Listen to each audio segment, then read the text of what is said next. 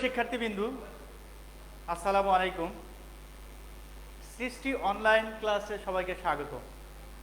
আজকে নবম শ্রেণীর বাংলাদেশ ও বিশ্ব পরিচয় এই বিষয়ে দ্বাদশ অধ্যায় অর্থাৎ 12তম অধ্যায়ের বাংলাদেশের অর্থনীতির বৈশিষ্ট্যসমূহ নিয়ে তোমাদের সামনে আলোচনা করা হবে। আশা করি তোমরা বিগত ক্লাসগুলো ভালোভাবে দেখেছো। এটা নতুন একটা ক্লাস তোমাদের সামনে উপস্থাপনা করব, অবশ্যই সেটি ভালোভাবে খেয়াল করবে। যে কোনো দেশের অর্থনীতির বৈশিষ্ট্য সাধারণত সে দেশের অর্থনীতির প্রকৃতির উপর নির্ভর করে, যা আসলে ওই দেশের অর্থনীতি কেমন হবে, কোন ধরনের হবে, সেটা সাধারণত এই ধরনের উপরেই নির্ভর করে থাকে।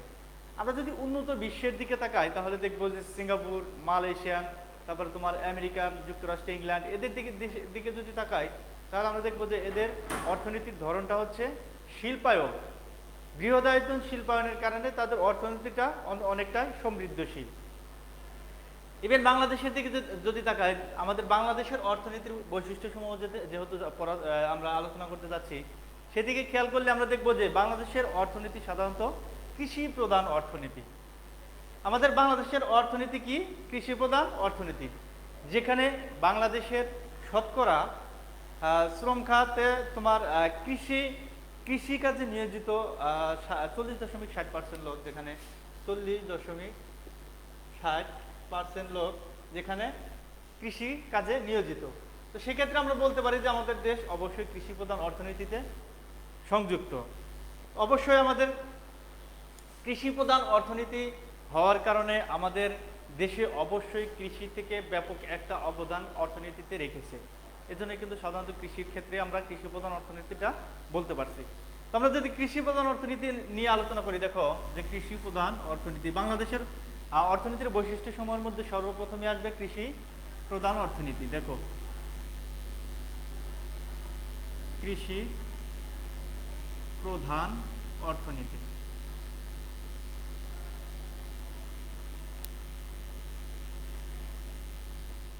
এদেশের মানুষের পেশাজীবী পেশা কৃষি হওয়ায় আমাদের সমগ্র বাংলাদেশের বিশ্লেষক গবেষকেরা চিন্তা করে দেখেছেন আসলে আমাদের বাংলাদেশের অর্থনীতিটা সাধারণত কৃষির উপরেই নির্ভর করে। সেক্ষেত্রে আমাদের বলা হয়েছে যে বাংলাদেশের অর্থনীতি হচ্ছে কৃষি প্রধান অর্থনীতি। তো কৃষি প্রধান অর্থনীতিতে এদেশে শতকরা, যেটা আগে বললাম, প্রথমে বলে নিচ্ছি যে কত পার্সেন্ট লোক সাধারণত কৃষিতে অবদান রেখেছে। বৃহদায়তন তোমার বাৎসরিক যে একটা অবদান বিভিন্ন খাত থেকে, সেই খাত থেকে যদি আমরা খেয়াল করি তাহলে দেখতে পারবো যে 2016-17 অর্থ বছরের দিকে যদি আমরা তাকাই তাহলে অবশ্যই দেখবো যে 14.0 দেখো 2016-17 অর্থ বছরের দিকে যদি আমরা তাকাই, 17 অর্থ বছরের দিকে যদি আমরা তাকাই তাহলে দেখবো যে আমরা কৃষি থেকে বাংলাদেশের অর্থনীতিতে যেটা অবদান রেখেছিল সেটা হচ্ছে 14.73%। দেখো তোমরা খেয়াল করবে অবশ্যই এই যে 14.73%। কৃষি প্রধান অর্থনীতি হওয়ার অন্যতম প্রধান দেখো যে আমরা 16-17 অর্থ বছরের দিকে যদি তাকাই আমরা তাহলে আমরা দেখতে পাচ্ছি যে আমাদের দেশে যতগুলো কৃষির খাত রয়েছে সেগুলোর মধ্যে কিন্তু আমাদের দেশে অর্থনীতির যে সকল খাত রয়েছে সেগুলোর ভিতর থেকে কিন্তু আমরা দেখতে পারবো যে কৃষি থেকে 2016-17 অর্থ বছরে 14.73% অবদান অর্থনীতিতে রেখেছে কৃষি। সেক্ষেত্রে আমাদের দেশের অর্থনীতির ধরন বা অর্থনীতির প্রকৃতিটা হচ্ছে কৃষি প্রধান অর্থনীতি। এখানে বিভিন্ন রকমের কৃষি কার্যক্রম হয়ে থাকে, সেগুলো নিয়ে তোমাদের সামনে অবশ্যই আলোচনা করা হবে। তাহলে আমরা কি দেখলাম যে 2016-17 অর্থ বছরে 14.73% যে 14.73% অবদান রেখেছে, শতকরা 14.73% অবদান রেখেছে কি কৃষি বা এর সাথে মৎস্য সম্পদটা কিন্তু এর সাথে সংযুক্ত আছে। মৎস্য এবং কৃষি থেকে সাধারণত আমরা 14.73% পেয়েছি। তো সেক্ষেত্রে আমরা প্রথমে বললাম যে কত, যে 40.60% লোক কি করছে, কৃষিতে সংযুক্ত, কৃষিকাজে নিয়োজিত 40.60% লোক। সেক্ষেত্রে অবশ্যই আমরা নির্দ্বিধায় বলতে পারি যে আমাদের অর্থনীতি কৃষি প্রধান অর্থনীতি। এই কৃষির প্রধান অর্থনীতি হওয়ায় আমাদের কৃষিতে অবদান, অর্থনীতিতে কৃষির অবদান অনেকটাই বেশি। দেখো তারপরে আমরা যদি বলি যে বাংলাদেশের কৃষির প্রকৃতি, কৃষি খাতের প্রকৃতিটা যদি আমরা খেয়াল করি, দেখো কৃষি খাতের প্রকৃতি,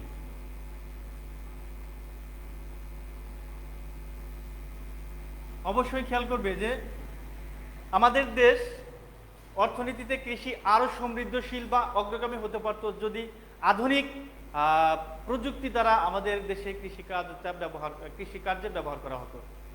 তৎকালীন সময়ের মতো এখনো কিন্তু আমাদের দেশে এই প্রাচীনতম যে কৃষি যন্ত্রপাতি রয়েছে সেগুলো দ্বারা এখনো কিছু কিছু অঞ্চলে চাষাবাদ করা হয়, যার কারণে আমরা কৃষিতে অগ্রগামিতা বা সমৃদ্ধশীল হতে পারতেছি না। আমরা যদি আধুনিক প্রযুক্তি ব্যবহার করে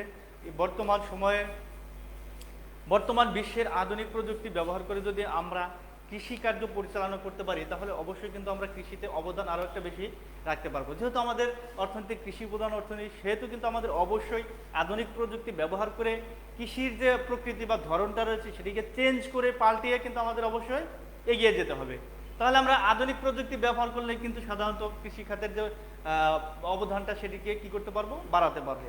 অবশ্যই আমাদের খেয়াল রাখতে হবে যে আধুনিক প্রযুক্তি ব্যবহারের মাধ্যমে এই দেশের কৃষিকার্যের ফসল উৎপাদন, বিভিন্ন রকমের যে উৎপাদন সেবা উৎপাদন শস্যাদি বা ফসলাদি রয়েছে সেগুলোকে উৎপাদন করতে পারবো।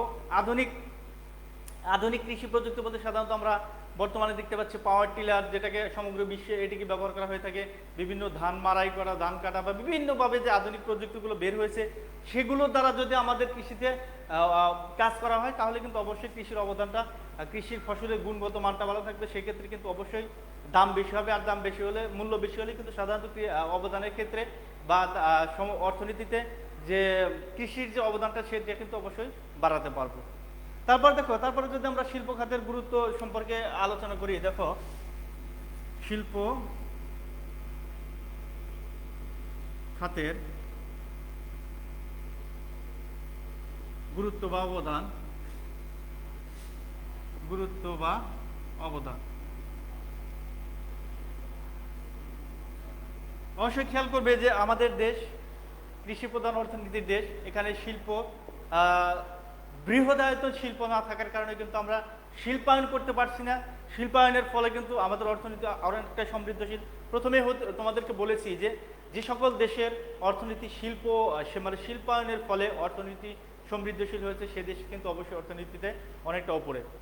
শিল্পের যতটুকু তোমার বৃহদায়তন শিল্পগুলোতে যেমন ইস্পাত শিল্প, লৌহ শিল্প, জ্বালানি, তারপরে তোমার বিভিন্ন রকমের যে বৃহদায়তন শিল্পগুলো রয়েছে, এই শিল্পগুলো সাধারণত যে সকল দেশে রয়েছে তারা কিন্তু অর্থনীতিতে অনেকটাই এগিয়ে। তাদের মাথাপিছু আয়, তাদের জাতীয় আয়, তাদের দেশজ উৎপাদন সর্বোচ্চ শিখরে কিন্তু তারা রয়েছে সাধারণত শিল্পায়নের ফলে, যারা অর্থনীতিতে সমৃদ্ধশীল হতে পেরেছে।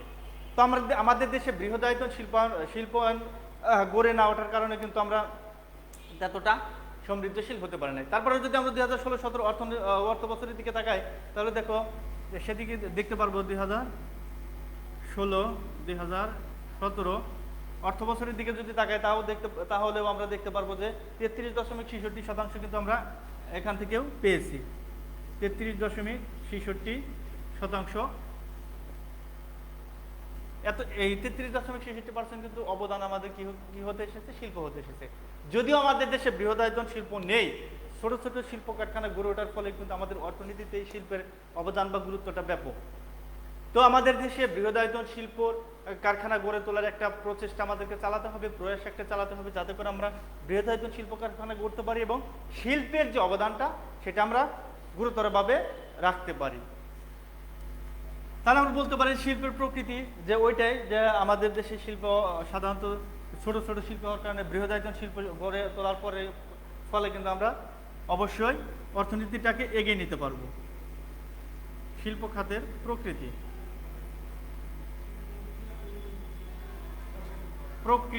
খেয়াল করবে, শিল্প খাতের প্রকৃতি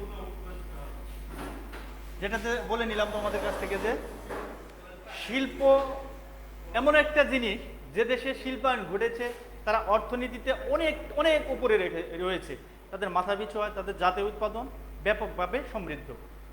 আমাদের দেশে শিল্পের প্রকৃতি বা শিল্পের ধরন সম্পর্কে তোমাদের আগে বললাম যে আমাদের দেশে বৃহদায়তন শিল্প না থাকার কারণে কিন্তু অর্থনীতিতে শিল্পের অবদানটা ততটা সমৃদ্ধশীল হতে পারতেছে না, গুরুত্বপূর্ণ হতে পারতেছে না। আমাদের দেশে যখন বৃহদায়তন শিল্পগুলো, যেমন ওই যে বললাম তোমার লৌহ, ইস্পাত, এগুলো শিল্প যখন গড়ে উঠবে, তখন কিন্তু আমরা অর্থনীতিতে শিল্পের অবদানটা সবচেয়ে সর্বোচ্চ শিখরে দেখতে পারবো। তো অবশ্যই আমাদেরকে আমাদের দেশের যে ছোট ছোট শিল্প কারখানা রয়েছে সেগুলোর সাথে সংযুক্ত করে বৃহদায়তন শিল্পগুলো যদি গড়ে তুলতে পারি, শিল্পায়ন যদি গড়াতে পারি, তাহলে কিন্তু আমরা কি করতে পারবো, অর্থনীতিতে এগিয়ে নিয়ে যেতে পারবো। তো তারপরে আমরা যদি বলি, দেখো যে জনসংখ্যাধিক্য, শিক্ষার নিম্ন হার থাকার ফলে কিন্তু আমাদের দেশের অর্থনীতিটা তেমনটা সমৃদ্ধশীল হতে পারতেছে না। দেখো, জনসংখ্যাধিক্য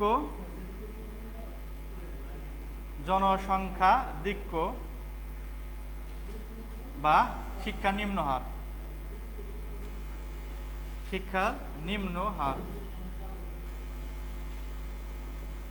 আমাদের দেশের জনসংখ্যা অধিক হওয়ার কারণে, ইভেন শিক্ষার হার নিম্ন হওয়ার কারণে কিন্তু আমরা অর্থনীতিতে তেমনটা সংযুক্ত হতে পারতেছি না। এগুলো দিকে যদি আমরা খেয়াল করি, যে 2011 সালে আমাদের দেশে দেখো প্রতি বর্গ কিলোমিটারে অবশ্যই খেয়াল করবো ভালোভাবে, যে 2011 সালে প্রতি বর্গ কিলোমিটারে আমাদের বসবাসরত লোক ছিল 1015 জন। দেখো খেয়াল করবে, 1015 জন, 2011 সালের হিসাব অনুযায়ী 1015 জন। তারপর আমরা যদি 2018 সালে দেখি, তাহলে দেখবো 1052 জন। 2018 সালে দেখলে আমরা দেখবো 1052 জন। আমাদের দেশের সংখ্যা কিন্তু অধিক বা বলতে সাধারণত বৃদ্ধি হতে চলেছে। আমাদের দেশে জনসংখ্যা অধিকর কারণে এবং শিক্ষা নিম্ন হার হওয়ার কারণে, শিক্ষা বা সাক্ষরতার হার নিম্ন হওয়ার কারণে কিন্তু আমরা অর্থনীতিতে তেমন উন্নতি করতে পারতেছি না। তো আমাদেরকে জনসংখ্যা পরিসংখ্যানটা ঠিক রাখতে হবে, জনসংখ্যা যে বৃদ্ধিটা এটা নিয়ন্ত্রণে রাখতে হবে, তাহলে কিন্তু আমরা কি করতে পারবো, জনসংখ্যা নিয়ন্ত্রণে রাখতে পারলে এবং শিক্ষার হারটা যদি উন্নতির দিকে আমরা তুলতে পারি, তাহলে কিন্তু আমরা কি করতে পারবো, আমাদের অর্থনীতিতে এই জনসংখ্যাকে জনশক্তিতে রূপান্তরিত করে অর্থনীতিটা এগিয়ে নিয়ে যেতে পারবো। অবশ্যই আমাদের দেশের জনসংখ্যাকে কিন্তু কি করতে হবে, জনশক্তিতে রূপান্তরিত করতে হবে। উন্নত বিশ্বের দিকে তাকালে কিন্তু আমরা দেখতে পারবো যে তাদের যে জনসংখ্যা বা তারা যে মানুষ, তাদেরকে এই জনসংখ্যাকে কি করেছে, জনশক্তি বা জনসম্পদে রূপান্তরিত করেছে। আমাদের দেশে যেদিন আমরা জনসংখ্যা, মানুষকে বা জনগণকে সম্পদে রূপান্তরিত করতে পারবো, সেদিন থেকে কিন্তু আমরা আমাদের অর্থনীতি বা আমাদের দেশের যে মাথা বিষয়, জাতীয় আয়, সবই কিন্তু চেঞ্জ হবে বা পরিবর্তন হয়ে উন্নতির দিকে ধাবিত হবে।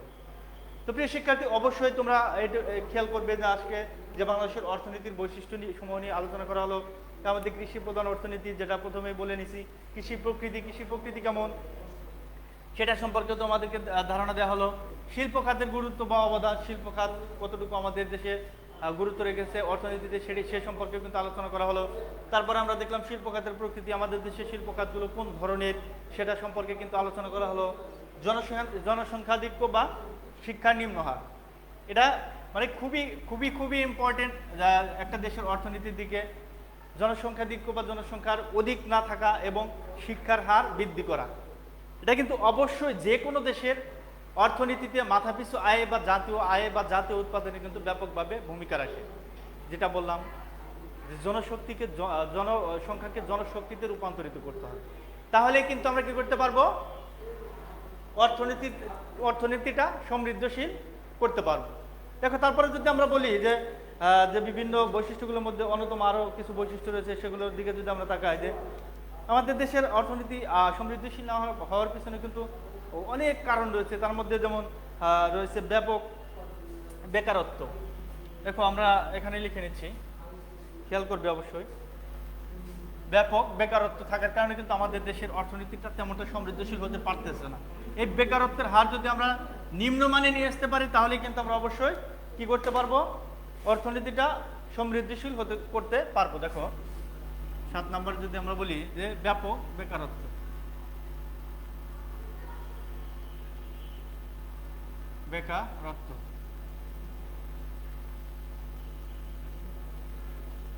অর্থনীতি সমৃদ্ধিশীল বা অগ্রগতি রাখার কিন্তু অন্যতম আরেকটি প্রধান, যেটা তোমাদেরকে বললাম, যে জনসংখ্যাকে জনশক্তিতে রূপান্তরিত করা। দেশের জনসংখ্যা বা মানুষকে যখন জনসম্পদে রূপান্তরিত করতে পারবো, তখন কিন্তু আমরা অর্থনীতিটা সমৃদ্ধশীল হবে। এই যে বেকারত্ব এমন একটি অভিশাপ, যেখানে একটা দেশ তাদের জাতীয় সম্পদে বা জাতীয় আয়ে ঘাটতি থাকে সাধারণত বেকারত্বের ফলে। ইদানিং সময়ে আমরা বাংলাদেশের দিকে যদি তাকাই, আমাদের দেশে ব্যাপক বেকারত্ব থাকার কারণে কিন্তু আমাদের দেশের অর্থনীতিটা তেমনটা সমৃদ্ধশীল করতে পারতেছি না। আমাদের এই যে বেকারত্বটা, একজন যুবক, 5 জন যুবক যেখানে বসে বসে দেশের অন্ন ধ্বংস করছে বা খাচ্ছে, সেগুলো যখন ইনকাম করবে, তারা যখন আয় করবে, তারা কিন্তু অবশ্যই সেই তাদের আয় কিন্তু অবশ্যই আমাদের দেশের অর্থনীতির সাথে সংযুক্ত হবে। বসে না থেকে, বেকার না থেকে যদি আমাদের দেশের মানুষগুলোকে আমরা স্থায়ীভাবে কাজে লাগাতে পারি, তাহলে কিন্তু অবশ্যই কি করতে পারবো, দেশটাকে উন্নতির দিকে নিতে পারবো এবং অর্থনীতি সমৃদ্ধশীল করতে পারবো। তো প্রিয় শিক্ষার্থী, আজকে আমরা এ পর্যন্তই আলোচনা করব। পরবর্তী ক্লাসে বাকি অংশ নিয়ে আলোচনা করা হবে। এ পর্যন্ত সবাই সুস্থ থাকবে, ভালো থাকবে। ধন্যবাদ সবাইকে। আসসালামু আলাইকুম।